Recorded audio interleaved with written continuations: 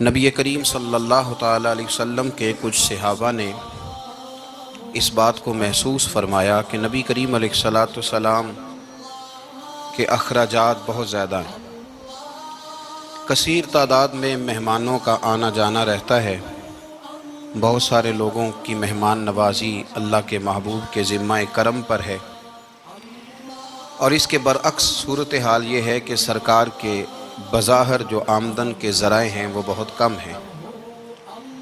اس بات کو محسوس کر کے صحابہ کرام علیہم رضوان نے از خود ایک پروگرام ترتیب دیا کہ ہم ہر مہینے کچھ نذرانہ جمع کریں گے اور نبی کریم علیہ السلام کی بارگاہ میں پیش کریں گے،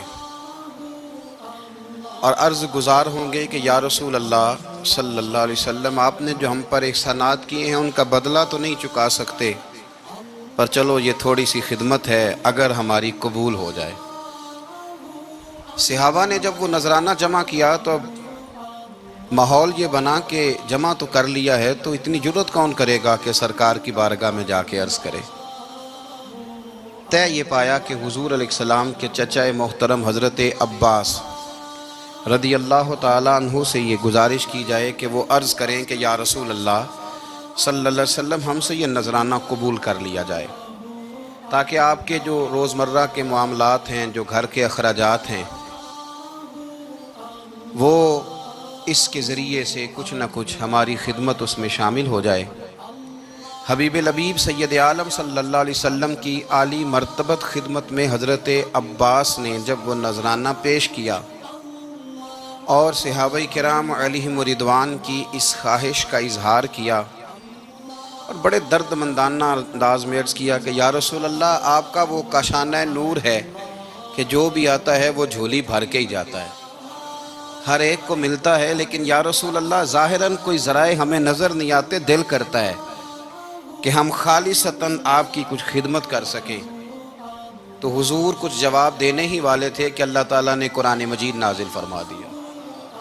کہا محبوب کل ان سے فرما دیجئے لا اسألکم علیہ اجرا، گویا طائف میں پتھر کھانے سے لے کر احد میں دانت شہید کرانے تک میں نے تمہارے لیے بڑا کچھ کیا ہے، پر میں تم سے کوئی اجر نہیں مانگتا۔ میں نے تمہارے لیے بڑا کچھ سہا ہے، پر میں تم سے کوئی سوال نہیں کرتا۔ ہاں اگر کچھ کرنا ہے نا تو الا المودۃ فی القربی، میرے جو قریبی ہیں نا ان سے پیار کرتے رہنا، ان سے پیار کرنا۔ یا رسول اللہ وہ کون ہے؟ تو نبی پاک نے فرمایا علی، فاطمہ اور ان دونوں کی اولاد، ان سے پیار کرتے رہنا۔ لا اسألکم علیہ اجرا، میں تم سے کوئی اجر نہیں مانگتا، پر یہ جو میرے قریبی ہیں نا، اصلاں نال جے نیکی کریے اور نسلاں تاک نہیں پول دے، تے بے اصلاں نال نیکی کریے تے پھول کنڈیاں نال تول دے، ان سے پیار کرنا۔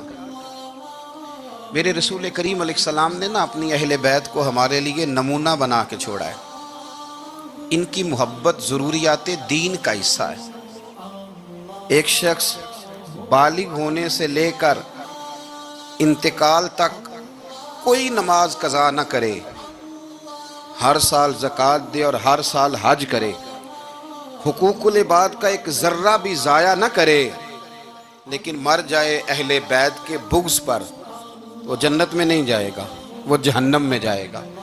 اس کی کوئی نماز، اس کی کوئی زکوٰۃ، اس کا کوئی حج اللہ کی بارگاہ میں قبول نہیں، لیکن کمزوریاں رہ جائیں، کوشش کرتا رہے، کمزوریاں رہ جائیں، پر حسنین کریمین سے پیار کرتا جائے، ان کی ماں سے، ان کے والد سے محبت کرتا جائے، تو میرے محبوب نے فرمایا مم مات علی حب آل محمدن مات شہیدا، جو آل محمد کی محبت میں دنیا سے گیا وہ سادہ نہیں گیا، وہ تو شہادت کی موت مرا ہے، تو شہید ہو کے دنیا سے گیا۔ اہل بیت کا اسوہ نور ان کی محبت ضروریات میں سے ہے۔ رسول کریم علیہ السلام نے فرمایا، جامع ترمذی میں موجود ہے، فرمایا میں جا رہا ہوں پر تمہیں دو بڑی بھاری بڑی وزنی چیزیں دے کے جا رہا ہوں، صحیح ستہ کی روایت، دو وزنی چیزیں تمہارے بیچ چھوڑ کے جا رہا ہوں، اگر ان کو تھام کے رہو گے تو کبھی گمراہی تمہارے پاس نہیں آئے گی۔ یا رسول اللہ وہ کون کون سی؟ فرمایا ایک اللہ کی کتاب دے کے جا رہا ہوں اور دوسرا اپنا خاندان دے کے جا رہا ہوں۔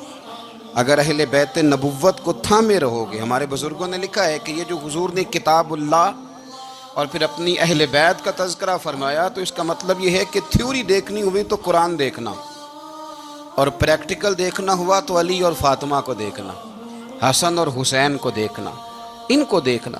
نبی کریم علیہ الصلوۃ والسلام کے اہل بیت مینارہ نور ہیں، ان کی محبت، ان کا پیار کیوں بھلا؟ اس لیے کہ یہ وہ خوبصورت لوگ ہیں جن کو خود میرے نبی پاک نے تراشا ہے۔ ان کی سیرت میں جتنے رنگ ہیں وہ رسول کریم نے خود بھرے ہیں۔ ان کی ایک ایک بات کا خیال نبی پاک نے رکھا ہے۔ حضور نے از خود انہیں اپنی صحبت عطا کی ہے۔ زیادہ دور نہیں تھا سیدہ فاطمہ کا گھر، مسجد نبوی کے ساتھ تھا۔ اللہ کے رسول دن میں 2 دفعہ جایا کرتے تھے۔ پھر بھی کبھی کبھی فرماتے فاطمہ میرا دل کرتا ہے آج میں رات تیرے گھر میں قیام کروں۔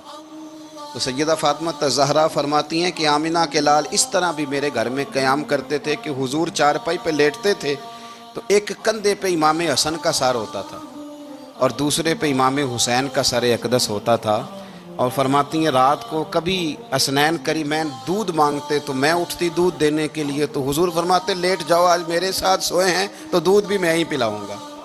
تو محبوب اٹھتے ان کے لیے دودھ لاتے برتن سے نکال کے۔ حضور نے انہیں وقت دیا اور پھر ان کی چھوٹی چھوٹی چیزوں کا خیال رکھا۔ صحیح بخاری میں موجود ہے، تربیت پر توجہ دی۔ امام حسین تشریف لائے، ابھی عمر مبارک 7 سال کے قریب تھی۔ مسجد نبوی میں صدقے کی کھجوروں کا ڈھیر لگا ہوا تھا۔ چھوٹا بچہ جو ہوتا ہے نابالغ، اس پر شریعت کے احکامات نہیں آتے۔ صدقے کی کھجوروں کا ڈھیر تھا مسجد نبوی میں۔ یہ تربیت ہے، یہ ٹریننگ ہے جو اللہ کے محبوب نے خود انہیں عطا فرمائی۔ صدقے کی کھجوروں کا ڈھیر تھا۔ امام حسین حضور کے ساتھ آئے تو امام علی مقام نے ایک کھجور اٹھا کے منہ میں رکھ لی۔ شارحین نے لکھا ہے لگتا یہ ہے کہ کئی دنوں کی بھوک تھی، کیونکہ یہ فاقہ اہل بیت کا بڑا محبوب ہے۔ مجبور نہیں تھے، وہ تو خزانوں کے مالک تھے، پر غریبوں سے محبت کی وجہ سے فاقے کیا کرتے تھے۔ یہ ان کی پسند ہے فاقہ کرنا۔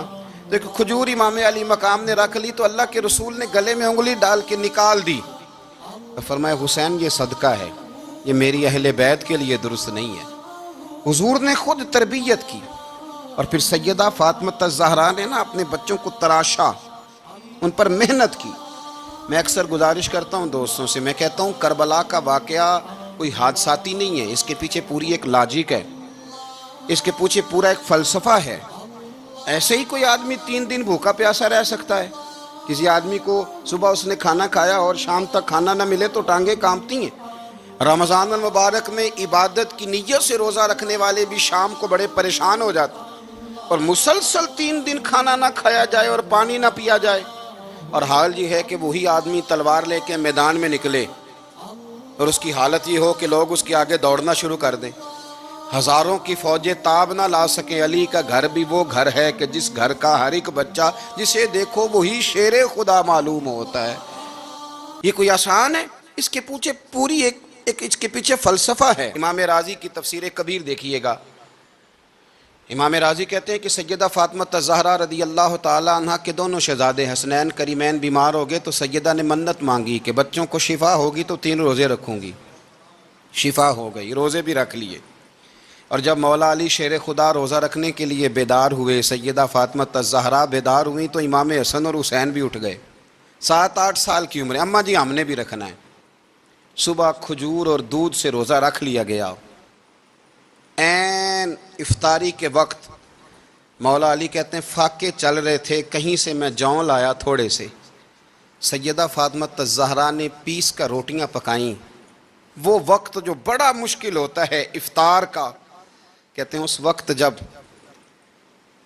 کھانے کے لیے بالکل ہاتھ آگے بڑھنے لگے اور امید تھی کہ ابھی سیدنا بلال اللہ اکبر کہیں گے تو روزہ کھلے گا، لیکن ابھی چند ہی منٹ رہتے تھے کہ دروازے پر ایک فقیر نے صدا دی، کہنے لگا سارے مدینے کے دروازے کھٹکھٹا آیا ہوں، قحط ہے، فاقہ ہے، اے رسول اللہ کے خاندان والو میں یتیم ہوں، کسی نے بتایا ہے کہ اور کوئی دروازہ کھلے نہ کھلے سیدہ کا دروازہ تیرے لیے ضرور کھلے گا، کیا یتیم کو روٹی ملے گی؟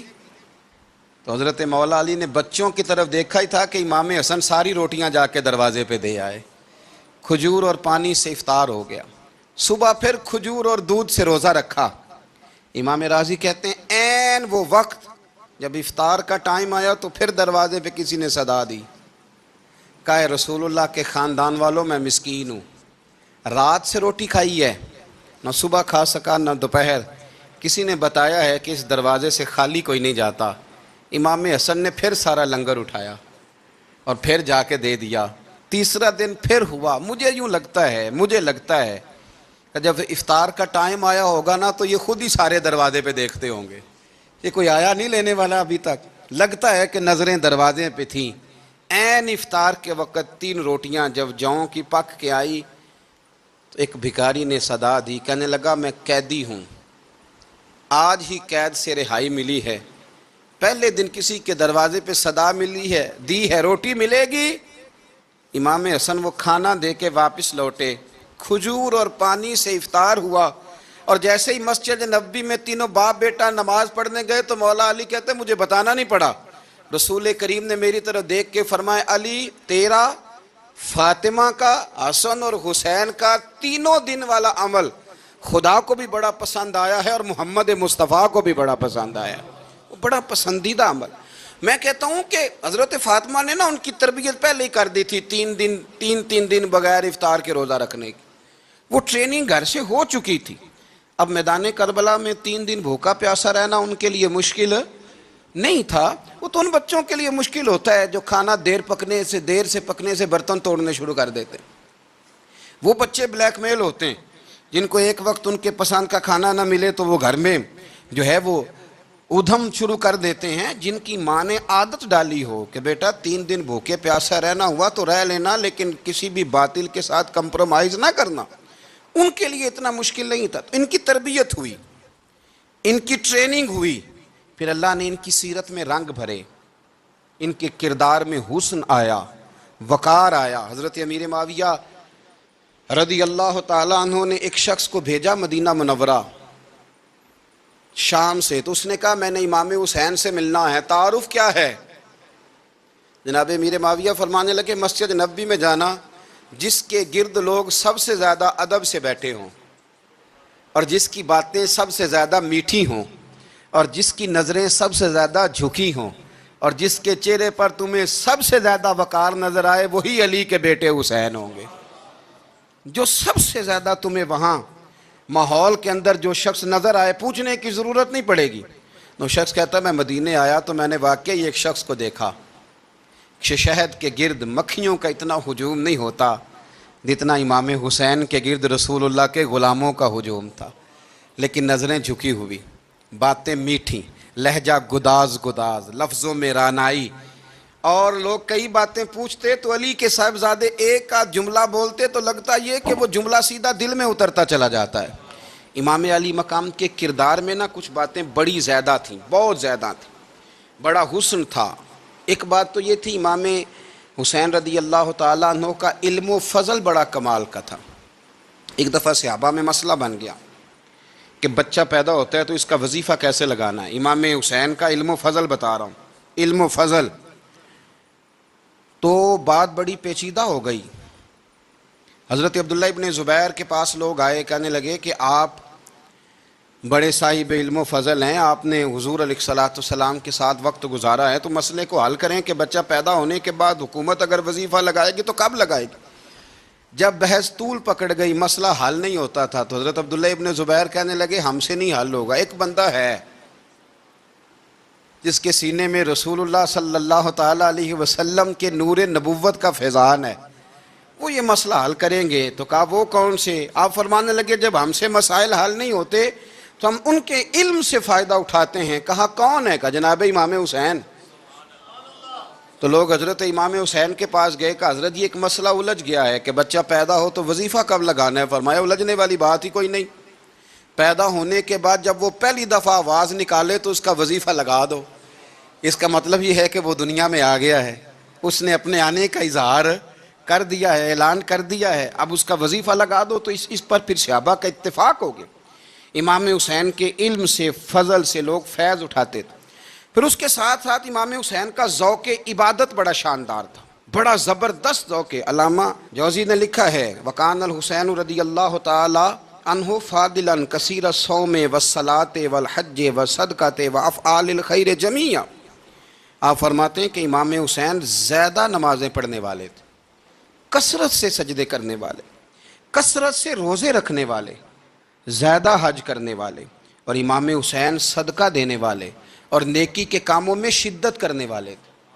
امام حسین کا جو ذوق عبادت تھا وہ اتنا شاندار تھا کہ آپ فرض نماز کے علاوہ روزانہ 100 رکعت نماز نفل ادا فرمایا کرتے، اور امام حسین فرماتے زندگی میں کبھی ایسا نہیں ہوا کہ 3 دن گزر گئے ہیں اور حسین کا قرآن پاک ختم نہ ہوا ہو۔ 25 حج کیا امام حسین نے مدینہ منورہ سے مکہ مکرمہ پیدل جا کے، 25 حج۔ اب تو نسبت والے لوگوں کو عبادت کی ضرورت نہیں نا، اللہ ماشاءاللہ کہتے ہیں نسبت بڑی ہے۔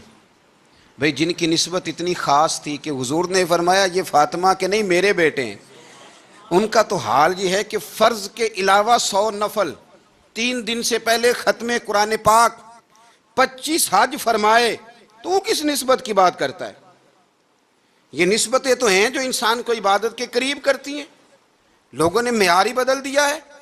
حضرت سیدنا امام حسین کی شہادت کے بعد حضرت عبداللہ ابن زبیر رضی اللہ تعالیٰ عنہ نے قاتلان حسین سے خطاب کیا اور فرمانے لگے اللہ کی قسم تم نے اس شخص کو شہید کیا ہے جو راتوں کو لمبے لمبے قیام کرتا تھا، اور تم نے اس شخص کو شہید کیا ہے جس سے میں دن میں جب بھی ملتا تھا تو وہ روزے سے ہوتا تھا۔ تم نے اس شخص کو شہید کیا جو قائم اللیل تھا، صائم الدہر تھا، اس شخص کو تم نے شہید کیا۔ آپ کو پتہ ہے کہ میدان کربلا میں جب 9 محرم کو ابن سعد نے امام حسین سے کہا کہ جنگ کرو اگر یزید کی بیعت نہیں کرنی، تو امام حسین نے فرمایا 1 رات کی مہلت دے دو، 1 رات کی مہلت دے دو۔ حضرت امام زین العابدین کہتے ہیں میں نے اپنے والد گرامی سے عرض کی کہ ابا جی آپ جہاد سے دور جانے والے تو ہیں نہیں، آپ تو جہاد سے پیار کرنے والے، اور یہ بھی پتہ ہے مجھے کہ یہ جنگ اب ہو کے رہے گی، تو 1 رات کی مہلت لینے کا معنی کیا ہے؟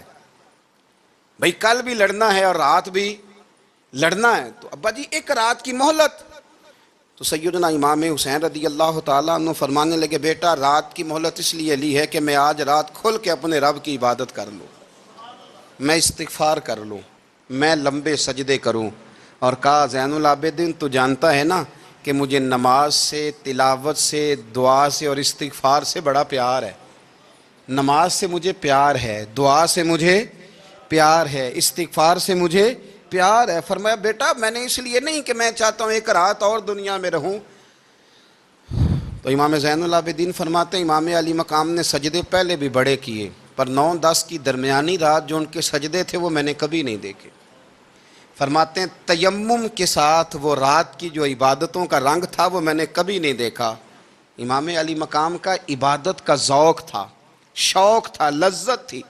آپ یقین کریں ایسے ایسے عجیب بہانے ہم لوگوں کہتے ہیں میرا نماز میں دل نہیں لگتا، تو میں کہتا ہوں تیرا گپ شپ میں کس طرح لگتا ہے، تیرا موبائل پہ کیسے لگتا ہے بھائی؟ یہ تو بھائی ذوق کی بات ہے۔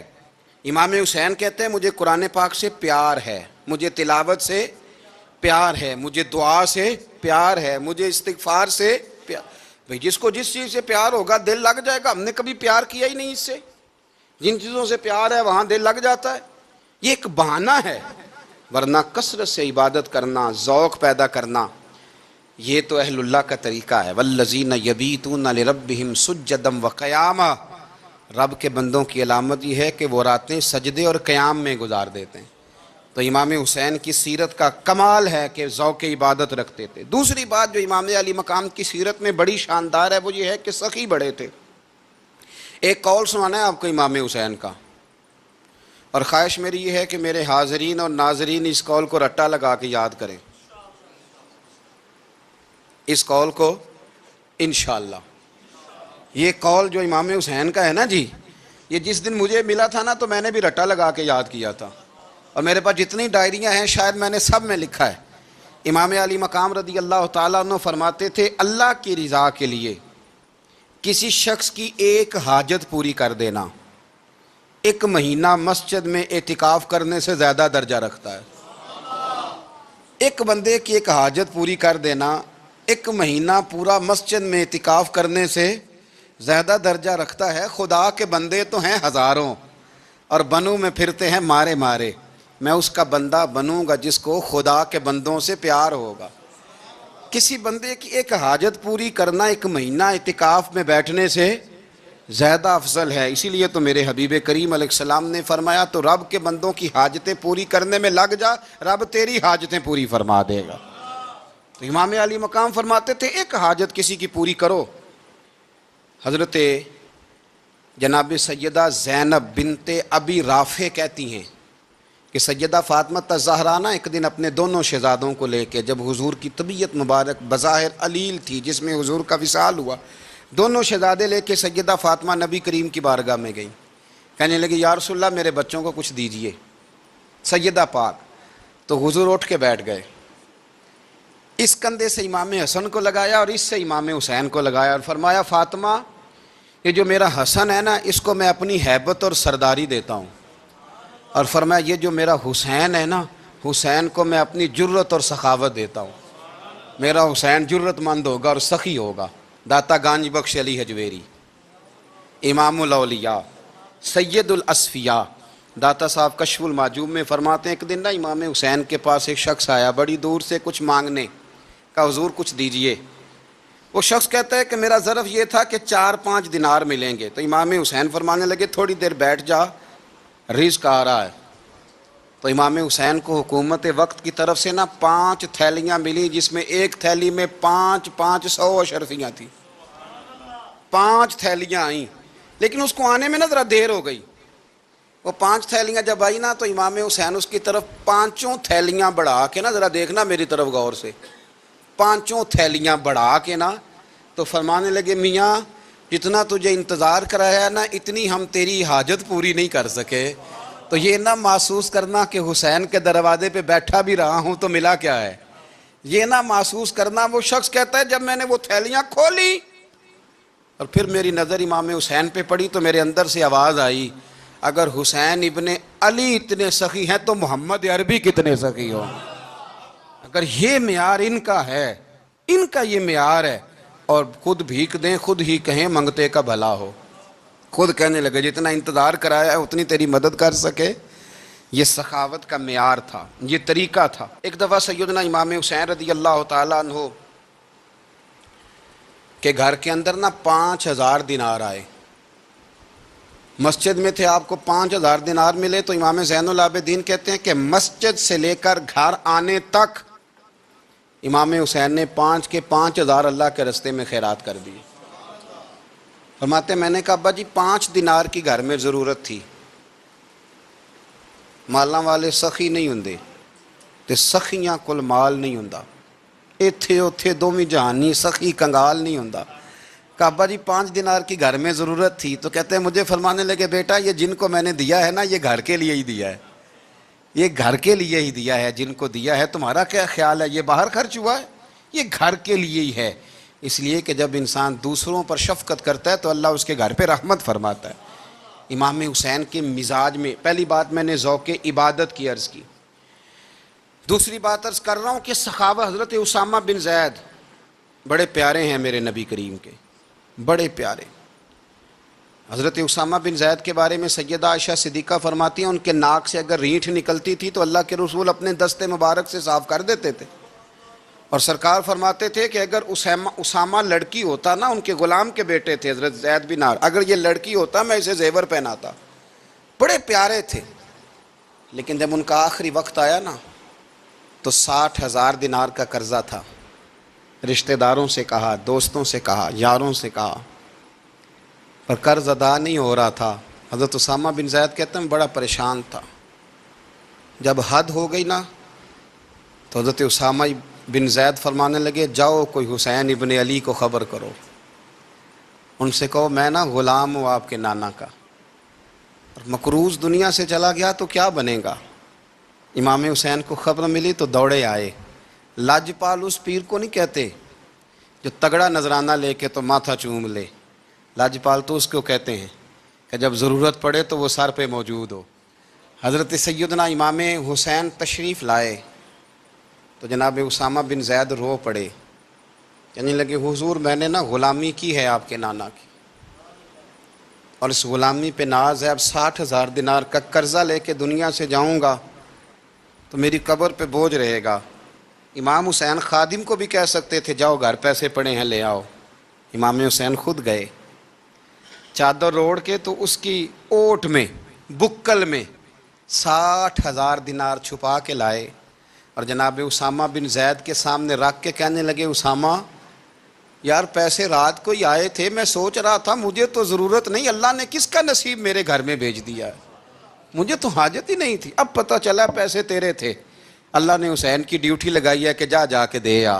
حضرت اسامہ بن زید رو پڑے، فرمانے لگے اللہ آپ کو بہترین صلہ عطا فرمائے، یہ معیار تھا۔ اور پھر تیسری بات یہ کہ دل کے بڑے صاف تھے، دل بدستاور کے حج اکبر است، از ہزاراں کعبہ یک دل بہتر است۔ شیخ سعدی کہتے ہیں کہ درویش کہتے ہیں کہ کسی کا دل رکھ لینا نا، دل راضی کر دینا، کعبے کا 1000 بار حج کرنے سے بہتر ہے۔ دل بدستاور کے حج اکبر است، کسی کا دل راضی کرنا حج اکبر ہے۔ امام بڑا ہی پیار کرتے تھے، گھوڑے پہ جا رہے تھے، کچھ فقیر غریب لوگ بیٹھ کے روٹی کھا رہے تھے، کھا کہاں رہے تھے؟ سڑک کے کنارے۔ تو امام زین العابدین فرماتے ہیں کہ جب امام حسین گزرے تو انہوں نے آواز دی حضور دل کرتا ہے ہمارے ساتھ بیٹھ کے روٹی کھائیں، کائنات کے مالک و مختار کے نواسے اور دنیا کے سب سے بڑے شہزادے گھوڑے سے اترے اور غریبوں کے ساتھ سڑک پہ ہی بیٹھ گئے، روٹی کھانے لگے اور دیر تک کھاتے رہے، اور جب فارغ ہو گئے تو فرمانے لگے کھانے کی ضرورت بھی نہیں تھی، حاجت بھی نہیں تھی، پر تم نے آواز دی تو دل رکھنے کو بیٹھ گیا تھا، اگر اجازت دے تو چلا جاؤں۔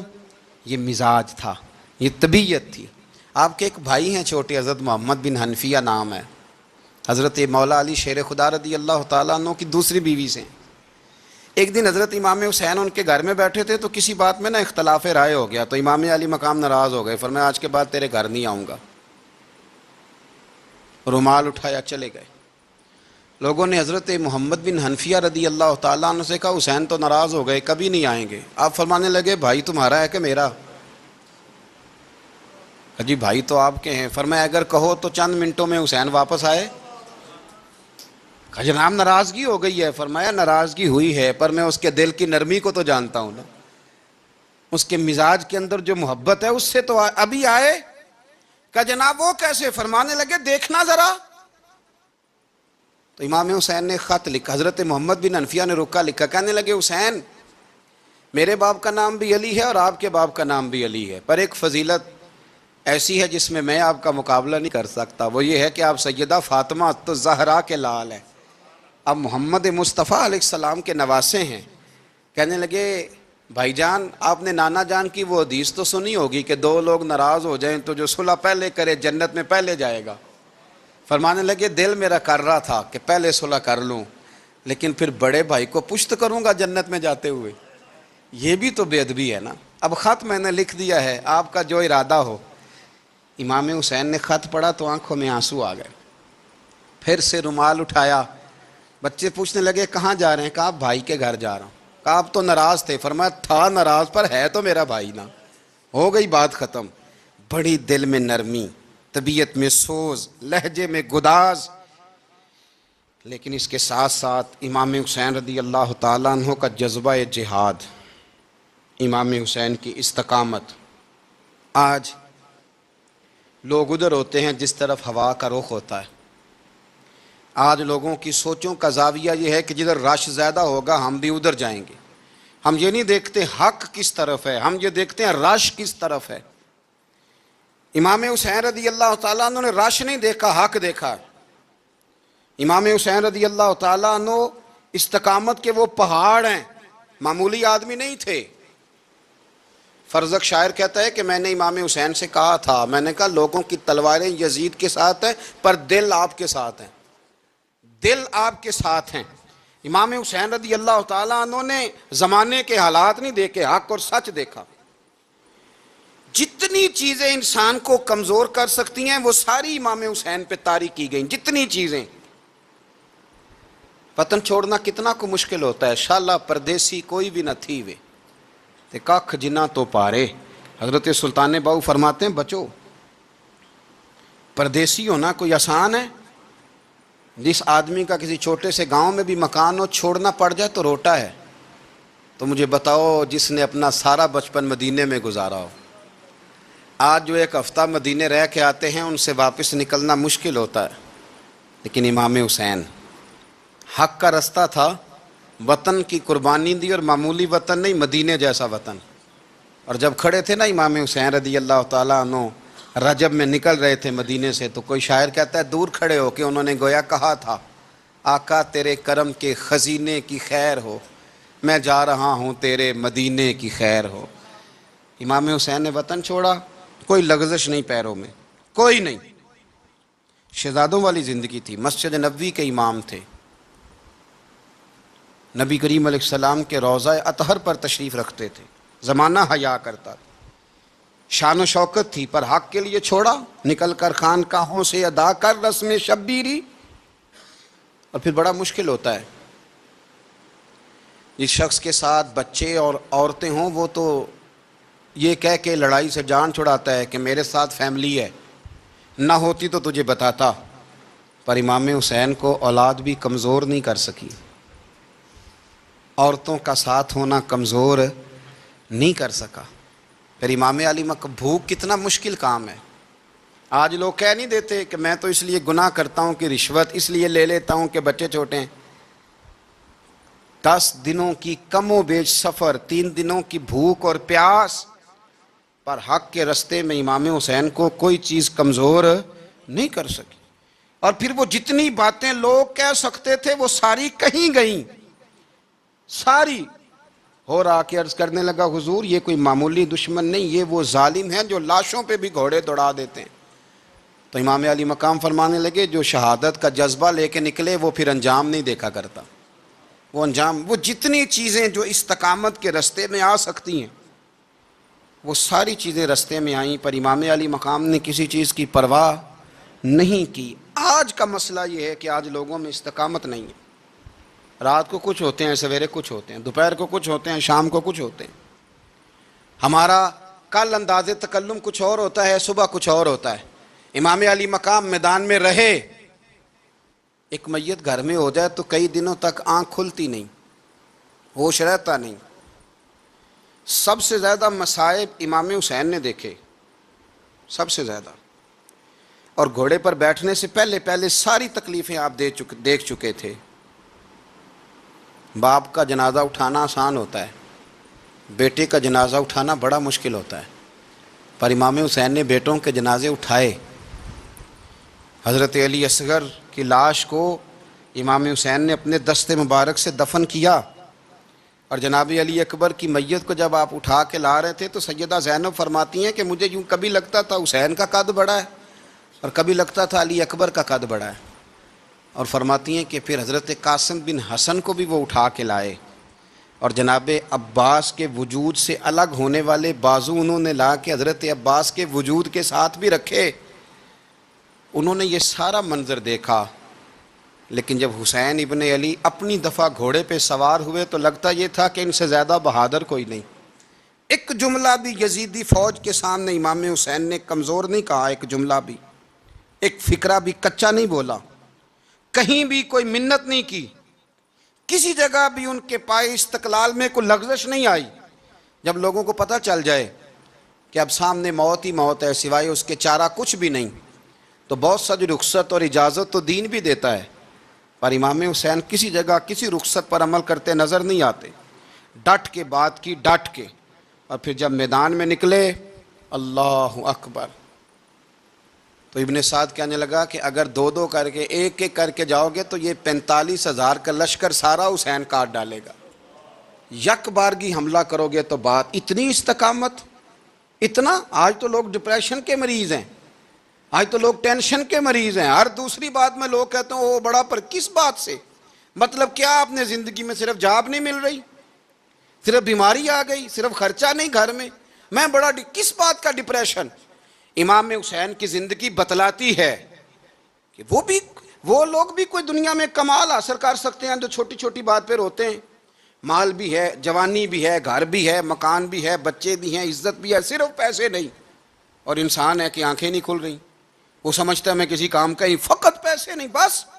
او خدا کے بندو، امام علی مقام نے فرمایا سارا کچھ لٹا کے بھی جو میدان میں کھڑا رہے اسے حسین ابن علی کہا جاتا ہے، اسے حسین ابن علی کہا جاتا ہے. حسین ابن علی کی شان رفت کوئی کیا جانے، حسن جانے، علی جانے، نبی جانے، خدا جانے، کون جانے امام علی مقام کا معیار. تو امام حسین رضی اللہ تعالیٰ عنہ کی زندگی ہمیں بتاتی ہے کہ ذوق والی عبادت کرو.